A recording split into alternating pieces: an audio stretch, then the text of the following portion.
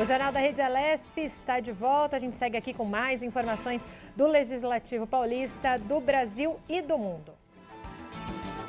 E como vocês já viram aqui no nosso plano aberto no jornal, recebo novamente aqui nos nossos estúdios a deputada Janaína Pascoal, do PSL. Sempre um prazer ter a senhora aqui com a gente, deputada. A honra é minha, estou sempre à disposição. Bom dia a todos que nos acompanham. Pois é, e nos últimos dias, né, deputada, principalmente nas últimas 48 horas, talvez, muito se falou da volta às aulas, tinha liminar que proibia, quer dizer, que nesse momento não se poderia ter a aula presencial, né, uma liminar da POSP, depois foi revogada essa liminar. Muita coisa aconteceu, né, uma disputa jurídica por essa volta ou não presencial. Qual a análise da senhora sobre? Eu entendo, até elogiei publicamente que o presidente do Tribunal de Justiça acertou ao derrubar a liminar, né, que era uma liminar, com todo respeito, de raiz mais sindical, vamos dizer assim, né, pautada numa ação de raiz mais sindical do que preocupada com a situação das crianças propriamente. É óbvio que num momento de pandemia, né, diante da existência e do alargar pelo país, não em São Paulo, mas pelo país, de uma doença, de uma pandemia, né, é óbvio que qualquer decisão tem bônus e ônus. Então, dá um pouco de medo, mas eu entendo que os prejuízos que as crianças estão sofrendo com as escolas fechadas é maior do que um eventual risco. Em outros países, as escolas não ficaram fechadas por tanto tempo. Mesmo os países onde as mortes por milhão de habitantes são muito superiores, e é importante registrar que o Brasil não está no topo do ranking das mortes por milhão de habitantes. Mesmo nesses países, as escolas abriram mais rapidamente. O prejuízo não é só acadêmico, né, e futuramente profissional, é um prejuízo também em termos de saúde, porque as crianças estão ficando com problemas emocionais, psicológicos, né, aquelas que não têm tanto acesso à internet, com um sentimento de inferioridade, com a sensação de que as que têm estão saindo na frente. E a verdade é que mesmo as que têm, né, tem padecido dessa situação de isolamento. Então, com responsabilidade por parte de gestores, né, das várias unidades, dos professores, principalmente das famílias, orientando seus filhos para a necessidade de cumprir os protocolos, é muito melhor para a sociedade a retomada das aulas. E dentro até dessa questão, né, a senhora elogiou justamente até nas suas redes sociais a decisão do Tribunal de Justiça, né, do presidente Dr. Pinheiro Franco, que garante essa volta, por enquanto, né, a aula presencial. Eu espero que não haja recuo, porque pior do que voltar ou não voltar é essa insegurança nas decisões, né? A sociedade não aguenta essa insegurança. Então, eu espero que seja definitivo. E justamente por essa, né, indecisão jurídica que pode, talvez, acontecer ou não, a senhora também falou dessa autonomia dos municípios e das famílias, como a senhora acabou de falar, né, falando com os seus filhos sobre os protocolos, né, mas os municípios também têm essa autonomia. Tem muito município que já voltou em aula online e ainda está esperando alguma questão presencial. Outros municípios voltaram efetivamente já presencial. Qual que é a análise que a senhora faz? Acho que muito dentro do que a senhora falou, né? Essa indecisão atrapalha a sociedade também. Eu nunca sou partidária do autoritarismo, entendeu? Olha, vamos voltar e o município que não voltar vai ser punido, ou como tem acontecido com relação ao funcionamento do comércio, né? Vamos fechar e o município que não aceitar não vai receber vacinas. Esse tipo de autoritarismo, eu não comungo com ele.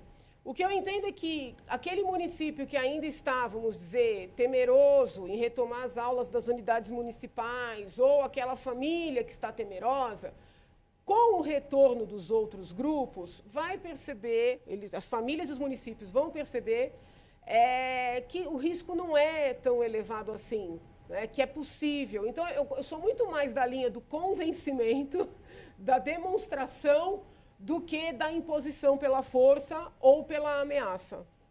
E também, o próprio, assim, aproveitando falar dos professores e também, o Sindicato dos Professores pediu, então, que os educadores pudessem ser inclusos nos grupos prioritários para vacinação, para que se tivesse, talvez, uma volta segura. A gente sabe que não temos, nesse momento, vacina para todos, né? O que a senhora pensa sobre essa questão? Então, eu quero aqui deixar bem claro que eu respeito as autoridades que decidiram iniciar pelas pessoas mais idosas, mas eu não concordo com esse critério, porque eu entendo que as pessoas mais idosas, maiores de 90, de 80 anos, até de 70, têm condições de ficarem resguardadas nas suas casas. Então, que nós deveríamos dar preferência para aquelas categorias mais expostas, sobretudo aos transportes públicos, porque imunizando esse grupo, nós imunizamos o próprio grupo e esse grupo não transmite para os seus idosos, para aqueles que têm as comorbidades. Para além desse posicionamento, que eu sei que é minoritário, né? Aqui eu estou só expondo, não estou querendo impor, porque eu sei que é minoritário. Existem algumas agências de saúde, mundo afora, que têm sugerido que essas populações mais idosas não recebam algumas vacinas, né? Houve, num primeiro momento, uma situação envolvendo a Pfizer, que depois disse que foi coincidência, mas mais recentemente, a Agência de Saúde da Alemanha e depois da Áustria recomendou que a AstraZeneca não seja aplicada em maiores de 65 anos. Então, até essas recomendações convergem, né, com o que eu estou sugerindo. Então, me parece que profissionais de saúde, obviamente em primeiro plano, profissionais de saúde e pessoas que trabalham em equipamentos de saúde. Tá. Né? Então, os profissionais da limpeza, por exemplo, dos hospitais, que acabam ficando mais suscetíveis porque têm menos recursos, porque estão mais expostos nos meios de transporte. Profissionais da segurança pública, ainda me parece que sejam mais suscetíveis do que os próprios professores, né, porque estão mesmo no fronte, até na questão do socorro, né, povo do SAMU, né, que fica ali no meio termo, mais saúde, mas também tem um pouco de segurança.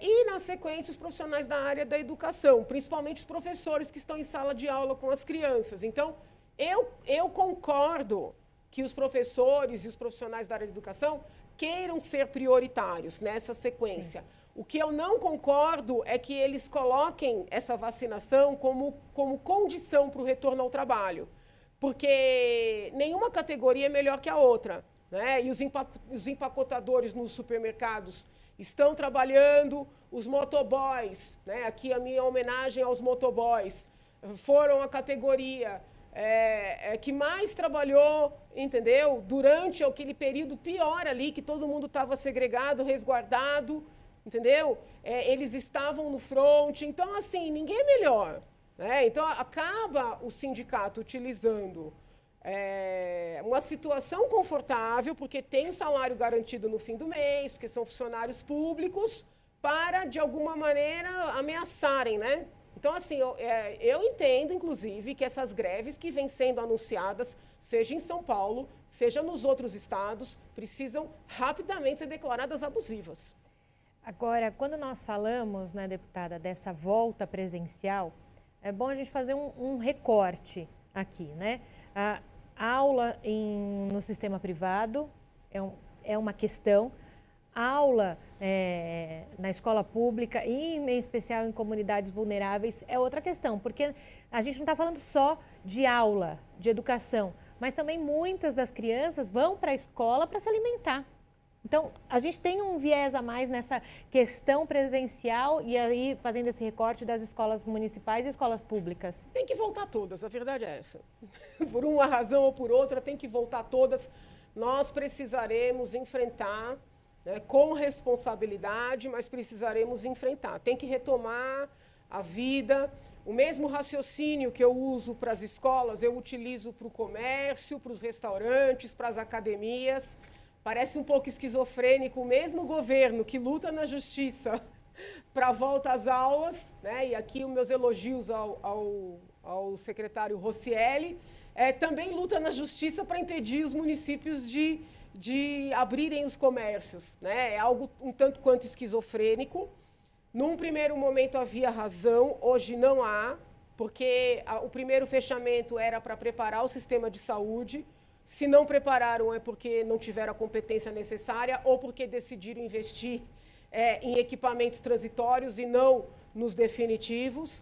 Então, se o governo continuar com essa esquizofrenia, só vai conseguir quebrar São Paulo.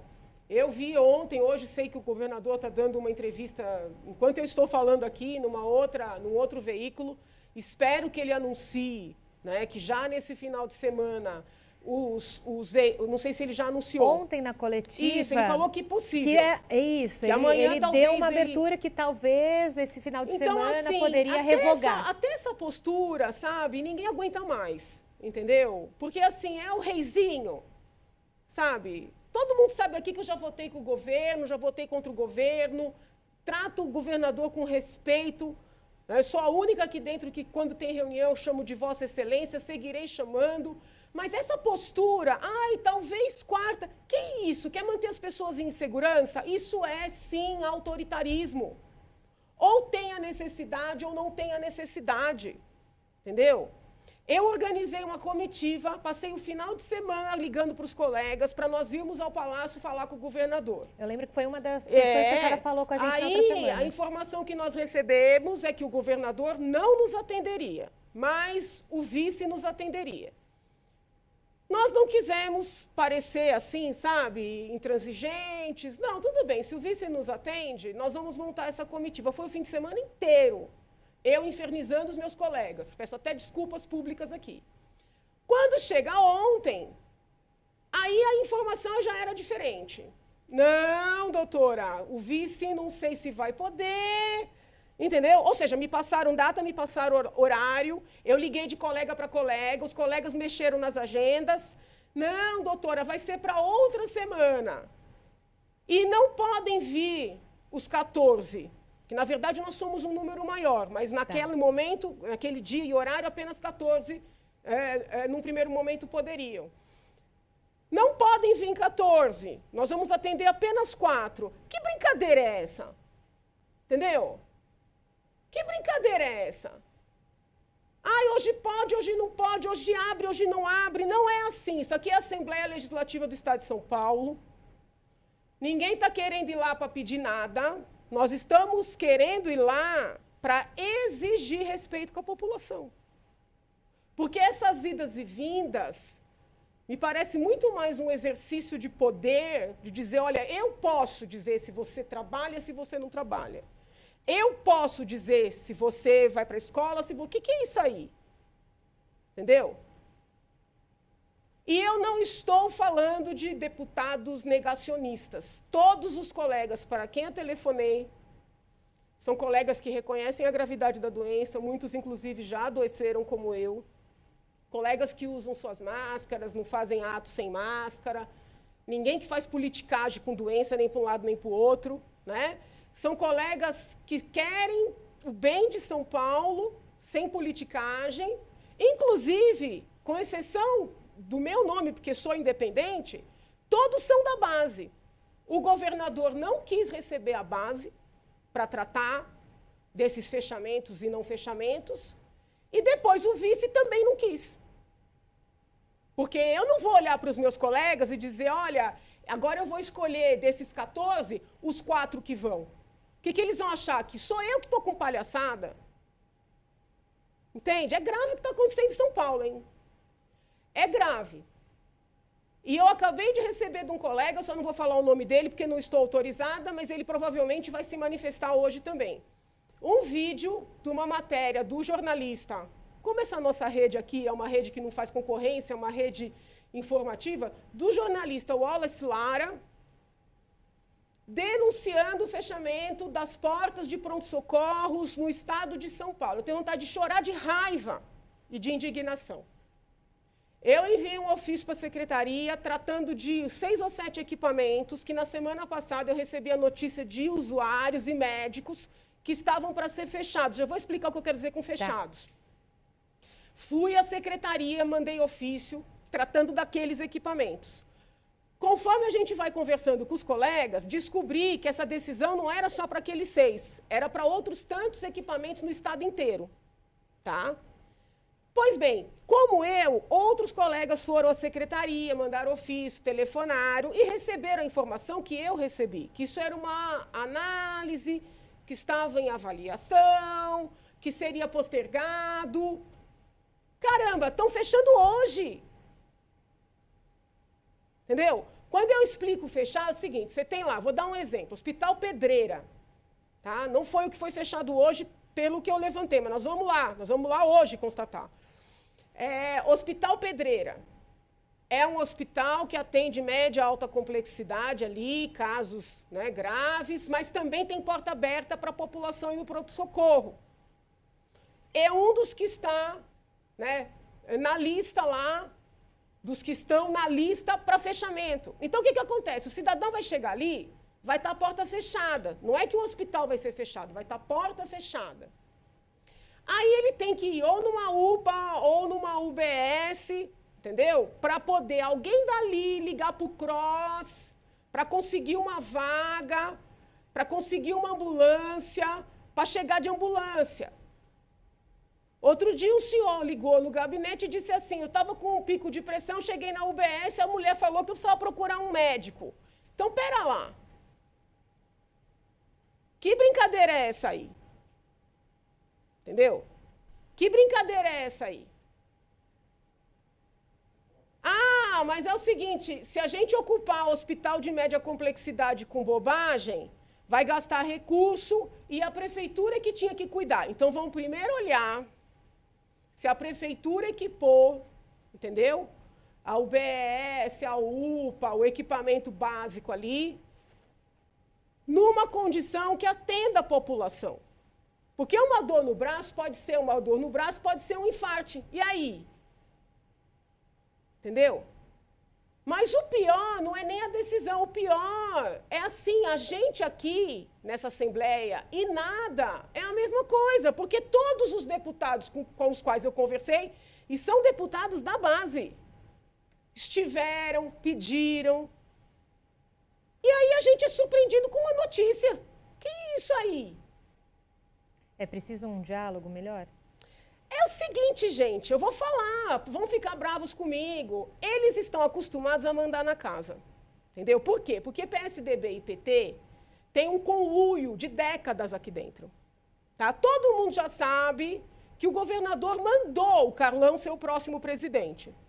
Não tem nada contra o deputado. Mas como é que é isso aí? Já está todo mundo chamando o Carlão de presidente. Sabe?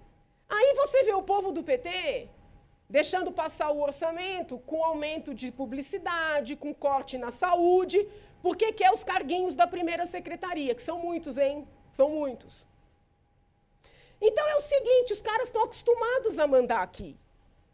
Então o deputado manda ofício, faz requerimento de informação, pede agenda, é nada. Só que quem é representante do povo é a Assembleia. Entendeu? É a Assembleia Legislativa que representa o povo, que não aguenta mais idas e vindas. Entendeu? Doutor Gabardo foi afastado lá do ministério, entendeu? E agora virou uma autoridade aqui dentro. Ah, porque vai abrir, porque vai fechar, xingando o promotor. Promotor de Bauru, que está desesperado porque o hospital inteirinho do HC da USP está fechado. Então, assim, algumas coisas têm que ser revistas, porque deputados que têm milhões de votos não apitam nada, entendeu? E pessoas que chegam assim, não se sabe de onde nem por quem, dão ordem dentro do Estado, desmerecem promotor de justiça. Ontem, deputada, nós recomeçamos aqui os trabalhos legislativos. Claro que os deputados tiveram muito trabalho antes dessa volta oficial ontem, mas a senhora acredita que essa é uma das pautas mais importantes para os próximos dias ser conversado com os deputados? Como é que a senhora analisa? A senhora falou, né, tem uma comitiva que vai, a senhora precisa conversar. Mas eles não querem nos receber, entendeu? E para poder formar a comitiva, nós não misturamos questão político-partidária nem a política da casa, entendeu? Então, em nenhum momento eu falei de eleição para a presidência da casa, mas a verdade é a seguinte, deputado Carlão vai seguir as ordens do governador, entendeu? Então, assim, essa coisa da gente ser tratado como nada, vai continuar. Não é que a gente é maltratado, não é isso, mas a questão é a seguinte, se diverge, não vamos nem receber. Como assim? Entendeu? Como assim? Agora, cada colega tem que refletir se vai se submeter a isso. Porque não adianta nada, não, está revoltado, está todo mundo revoltado. Chega na hora da eleição, vai votar no Carlão, vai votar no nome que o PT indicar. Vai continuar tudo igual. Há alguma possibilidade nas próximas eleições da senhora se candidatar a presidente? Não, não, até para eu ter essa legitimidade de crítica, eu não vou concorrer a cargo nenhum. Porque senão vão achar que eu estou interessada, entendeu? Então, já declarei isso aí no plenário, mantenho, não vou concorrer, até para eu poder fazer essa crítica que eu considero construtiva para o Estado de São Paulo e para a política nacional também, porque São Paulo tem impacto na política nacional. E ainda aproveitando esse gancho de volta aos trabalhos, a gente sabe de alguns PLs da senhora do final do ano também, principalmente com relação à celeridade na adoção. O que a senhora espera dessa continuidade, talvez já ser colocado em pauta ou nesse momento não? Como é que a senhora entende os seus Ontem teve a reunião PLs? do Colégio de Líderes, o deputado Camarinha coordena um trabalho importantíssimo, que é de fazer uma lista de prioridades para cada parlamentar. O presidente Cauê disse que iria tentar, antes do término do mandato dele, ele tem acho que 40 dias de mandato ainda, pautar pelo menos 15. Ele falou em 15 por semana, né? Então, vamos ver. Mas se conseguir aprovar 15 aí nesses 40 dias, PLs de deputados. Para fazer essa lista do deputado Camarinha, cada parlamentar indica a sua prioridade. Então, eu indiquei como prioridade o projeto que proíbe gasto de dinheiro público em publicidade, né? Porque não tem cabimento cortar dinheiro da saúde, cortar dinheiro da segurança e fazer propaganda de gestor, não importa de que partido seja, nem quem seja. Tá? Critico o gasto de gestão do PT, de gestão do PSDB, de gestão do PSL, agora o presidente não é mais PSL, mas foi. Então, não importa, entendeu? Eu acredito, não sei, vamos aguardar. Né? Aí a gente tem dois problemas. É uma pauta sensível, porque político adora gastar dinheiro com publicidade, né? Nem é para fazer propaganda, é para não ser atacado. Isso é importante de ser dito. O dinheiro gasto com a publicidade, ele não tem exclusivamente a finalidade de fazer propaganda favorável do político. Ele tem também o objetivo de blindar. As coisas ruins não aparecem, quando aparecem, aparecem com uma explicação, entendeu? Então, assim, acho dificílimo eu ter apoio nisso. E tem uma questão pessoal, entendeu? Né? Tem toda a história do impeachment, o PT nunca vai me perdoar, o PSOL ainda obedece muito o PT na casa, entendeu? Mas, assim, as minhas prioridades para este ano, em termos de projetos, que eu tenho vários em andamento, mas seriam o da publicidade e o da celeridade na adoção. Né? Porque são muitas crianças envelhecendo nos abrigos, né? Em processos de destituição de guarda que não tem fim, crianças que poderiam, sim, já estar no seio de uma família, de forma que, quando o tal processo, que já se sabe que vai acabar na destituição, tiver uma finalização, a criança já está crescendo no seio de uma família, e não uma família definitiva, e não institucionalizada. E eu vejo aqui na agenda da casa, a senhora me confirma ou não, que na próxima segunda-feira tem um ato solene programado sobre esterilização e autonomia individual. Sim, eu estou chamando então, já aproveitando Sim, também. eu estou chamando essa audiência pública. Aqui chama ato solene porque houve um ato da mesa, né, dando essa designação. Para debater a necessária, pelo menos a meu ver, atualização da Lei de Planejamento Familiar, que é uma lei federal, mas que nada impede, né, possa ser regulamentada no âmbito estadual. Então, eu já estive na Secretaria da Saúde, já conversei com o pessoal do Ministério da Saúde, tenho ouvido juristas que trabalham com a questão. Na segunda-feira próxima, às 10 da manhã, vai ser transmitido aqui pela Rede Alesp, já agradeço. O autor da lei, que é o doutor ex-deputado Eduardo Jorge, já confirmou a presença, então ele vai trazer um histórico da lei. E eu quero aqui dizer que a lei, na época, foi boa, mas hoje precisa ser atualizada. Vai ter um representante do Ministério da Saúde, uma representante da Secretaria da Saúde, entendeu?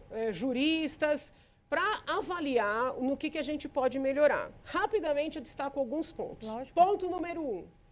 Não tem mais sentido que a pessoa que vive em união estável ou a pessoa casada, seja homem, seja mulher, precise de uma autorização para fazer um procedimento de esterilização.